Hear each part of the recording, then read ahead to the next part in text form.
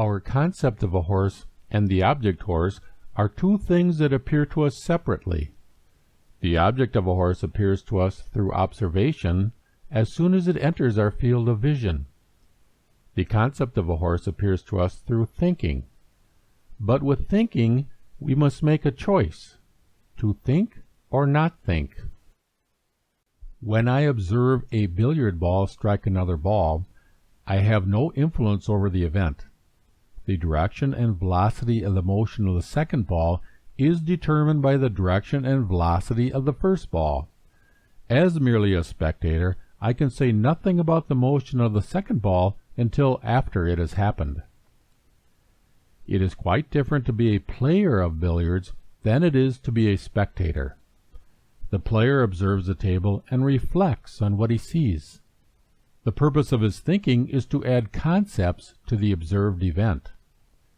He connects the concept of an elastic ball with certain other concepts of mechanics, and considers the circumstances of the situation.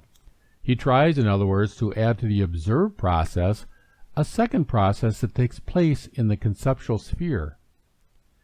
These concepts are only produced if we choose to think. This is evident in that we can prefer to be a spectator, who is satisfied with merely observing events. But if we choose to think, we will not be satisfied until we have established a connection between the concepts ball, elasticity, motion, impact, velocity, and so on, so that they apply to billiards. The power of reason is based in our ability to abstract from particulars and refer universally to all things that are relevantly similar.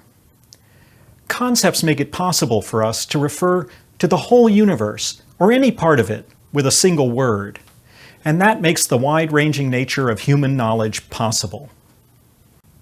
Volition is a key distinguishing characteristic of reason. It's volition that lets us think for ourselves and make choices. The thinker constantly feels the need to seek for concepts and connections of concepts. By becoming active and choosing to think, we are able to construct an inner conceptual process that corresponds to the outer event. What do we gain by adding concepts to an observed event? We can predict what will happen. If I have discovered the concepts corresponding to the event, I can predict what will happen, even when I am no longer able to observe. Observation and thinking are the two starting points for all striving for knowledge. Common sense, as well as the most complicated scientific research, rest on these two fundamental pillars of our mind.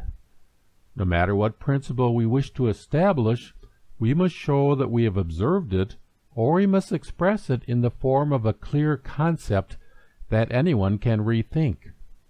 Our knowledge of the world relies upon both observation and thinking.